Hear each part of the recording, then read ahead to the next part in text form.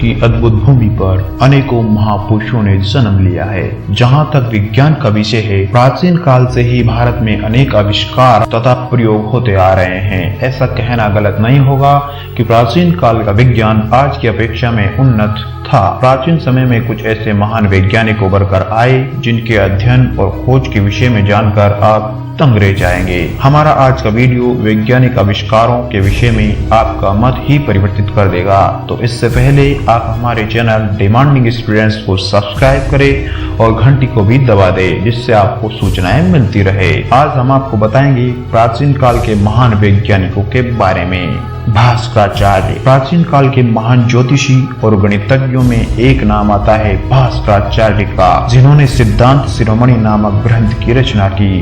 इस ग्रंथ को 4 भागों में विभाजित किया जाता है, जिनके नाम क्रमशः लीलावती, बीजगणित, गोलाध्याय और ग्रह गणित है। सरल भाषा में ये 4 भाग अर्थमेटिक, अलजेब्रा और ग्रहों की गति का विस्तृत वर्णन है। आज के युग में हम सभी यही जानते हैं कि गुरुत्वाकर्षण शक्ति का गहन अध्ययन न्यूटन ने किया है और दुनिया के सामने इसे प्रस्तुत किया। लेकिन शायद ही किसी को ज्ञात है, न्यूटन के जन्म से लगभग 800 वर्ष पूर्व ही भास्कराचार्य ने इस शक्ति का अध्ययन कर अपने ग्रंथ सिद्धांत शिरोमणि में इसका वर्णन किया था। इस ग्रंथ में उन्होंने ग्रहों की अवस्था, ग्रहण या एक्लिप्सिस, मैथमेटिकल टेक्निक, क्रॉस्मोग्राफी और खगोलीय उपकरणों का उल्लेख किया। यह गणित के विशेषज्ञ, गुरुत्वाकर्षण शक्ति के खोज करने वाले दुनिया के पहले व्यक्ति थे। ये खोज उस समय की जा चुकी थी जब इस प्रकार का कुछ भी यूरोपियन या पारसियन की कल्पना के भी परे था। आचार्य कणाद परमाणु शास्त्र को इस दुनिया से रूबरू कराने वाले और कोई नहीं बल्कि महर्षि कणाद है।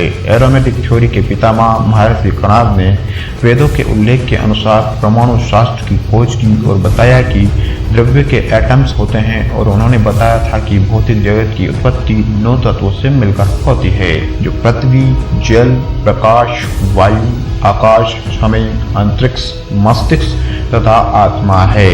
उनका कहना था कि भौतिक जगत की प्रत्येक रचना परमाणु से मिलकर हुई है, जो अणुओं का निर्माण करते हैं। वर्तमान युग में हम इस अध्ययन का श्रेय जॉन डाल्टन को देते हैं, जबकि महर्षि कणाद ने डाल्टन से लगभग 2500 साल पहले ही एरोमेटिक थ्योरी की खोज कर ली थी। इतना ही नहीं, आचार्य कणाद ने डायमेंशन और मोशन, उनके केमिकल रिएक्शंस की भी व्याख्या की थी। कणाद ने गति के 3 नियम भी बताए थे, जिन्हें हम क्रमशः आपके समक्ष प्रस्तुत करेंगे। साथ में हम न्यूटन द्वारा दिए गए गति के नियम भी आपको बताएंगे। तो प्रस्तुत है गति के 3 नियम। कणाद द्वारा दिया गया गति का प्रथम नियम, वेगा निमित्त विशेषात् क्रमणो जायते, अर्थात कोई वस्तु यदि स्थिर है तो स्थिर रहेगी और गतिवान है तो गति में ही रहेगी जब तक उस पर कोई बाह्य बल न लगाया जाए। न्यूटन के द्वारा दिया गया गति का प्रथम नियम, the change of motion is due to impulse force. Kanad के द्वारा दिया गया गति का द्वितीय नियम, वेगा निमित्तपेक्षात् क्रमणो जायते, नियत वेग प्रिय प्रबंध हेतु, अर्थात एक वस्तु के रूप में एक शुद्ध बल द्वारा उत्पादित त्वरण सीधे शुद्ध बल के परिमाण के समानुपाती शुद्ध शक्ति के रूप में एक ही दिशा में और द्रव्यमान के विपरीत अनुपातिक है। न्यूटन द्वारा दिया गया गति का द्वितीय नियम, the change of motion is proportional to the motive force impressed and is made in the direction of the right line in which purpose in impress. Kanad द्वारा दिया गया गति का तृतीय नियम, वेगा संयोग विशेषा विरोधी, अर्थात प्रत्येक क्रिया की समान एवं विपरीत प्रतिक्रिया होती है। न्यूटन द्वारा दिया गया गति का तृतीय नियम, to every action these always an equal and opposite reaction. इस प्रकार यह 3 गति के नियम आचार्य कणाद द्वारा बताए गए और न्यूटन ने केवल उसका अंग्रेजी भाषा में अनुवाद किया। दुर्भाग्यवश हमने सिर्फ न्यूटन को ही याद रखा और इस थ्योरी के जनक आचार्य कणाद को हम भूल गए। आर्यभट्ट, इनको तो हम सभी शून्य के आविष्कारक तथा एक महान गणितज्ञ के रूप में जानते हैं, परंतु ये बहुत ही कम लोगों को ज्ञात होगा कि आर्यभट्ट को न केवल गणित बल्कि खगोल विज्ञान, भौतिक विज्ञान, ज्योतिष विज्ञान जैसे विषयों में भी महारत हासिल था। आर्यभट्ट ने उस समय ब्रह्मांड के कई रहस्यों को जान लिया था जब दुनिया के अनेकों देश गिनती भी नहीं जानते थे। अनेकों देशों से दुनिया भर के विद्यार्थियों को यही शिक्षा दी जाती है कि पृथ्वी और सूर्य के सही संबंध को बताने वाला पोलैंड का गणितज्ञ निकोलस कोपरनिकस था। लेकिन कोपरनिकस के कई हजार साल पहले ही आर्यभट्ट ने यह बता दिया था कि पृथ्वी गोल है और हम अपनी धुरी पर घूमते हुए सूर्य की परिक्रमा करती है, और इसी प्रकार अतिरिक्त ग्रह भी अपनी धुरी पर घूमते हुए सूर्य का चक्कर लगाते हैं। आर्यभट्ट ने यह बात उस समय बता दी थी जब ग्रीक फिलोसोफर एरिस्टोटल या अरस्तु ने बताया था कि ब्रह्मांड का केंद्र पृथ्वी है और सूर्य एवं अन्य ग्रह पृथ्वी की परिक्रमा करते हैं। आर्यभट्ट ने अपने समय में ही पाई का मान 3.1416 बता दिया था।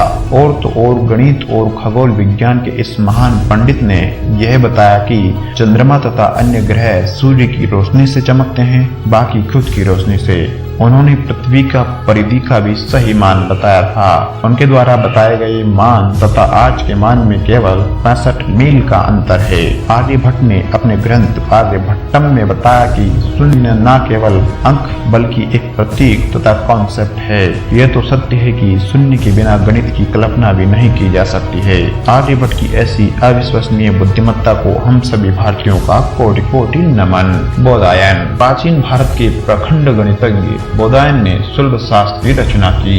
इन्होंने गणित के अनेकों सूत्रों तथा अनेकों सिद्धांतों की खोज की जो बाद में पाश्चात्य देशों द्वारा दुनिया में फैलाए गए। ज्यामिति की कुछ एक बहुत महत्वपूर्ण प्रमेय जो पाइथागोरस प्रमेय के नाम से प्रसिद्ध है, बोधायन के द्वारा ही बताई गई थी। आज पूरी दुनिया के स्कूलों में यूक्लिडियन ज्यामिति पढ़ाई जाती है, परंतु यूक्लिडियन ज्योमेट्री में अनेकों वर्ष पूर्व ही भारत में ज्यामिति के नियमों की खोज की जा चुकी थी। प्राचीन भारत के महान गणितज्ञों में सबसे पहले नाम आता है बोधायन का। भारत में उस समय बीज गणित तथा ज्यामिति या ज्योमेट्री सुलभ शास्त्र के नाम से जाने जाते थे। पाइथागोरस थ्योरम्स की खोज पाइथागोरस ने नहीं बल्कि ऋषि बोधायन के द्वारा की गई थी, जो कि पाइथागोरस से लगभग 250 वर्ष पूर्व का समय था। वैदिक ऋषि बोधायन ने बताया कि किसी आयत का विकर्ण उतना ही क्षेत्र बनाता है जितना कि उसकी लंबाई और चौड़ाई द्वारा अलग अलग बनाए गए क्षेत्रों के योग के बराबर होता है।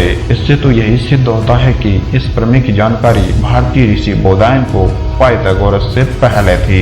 आदर्श रूप से ये बोधायन प्रमेय है, न कि पाइथागोरस प्रमेय। पर मित्रों, ये एक दुर्भाग्य की बात है कि हमने अपनी ज्ञानी वैज्ञानिकों की छवि को धुंधलाकर उनके सिद्धांतों को स्वीकारा है, जिन्होंने सिर्फ भारतीय वैज्ञानिकों के द्वारा दिए गए नियमों, सूत्रों तथा सिद्धांतों का अपने नाम से पूरे विश्व में प्रचार किया। यह एक गंभीरता से विचार करने योग्य विषय है। तो वीडियो को देखने के लिए आपका बहुत बहुत धन्यवाद दोस्तों। हमारे चैनल को लाइक कीजिए, सब्सक्राइब कीजिए।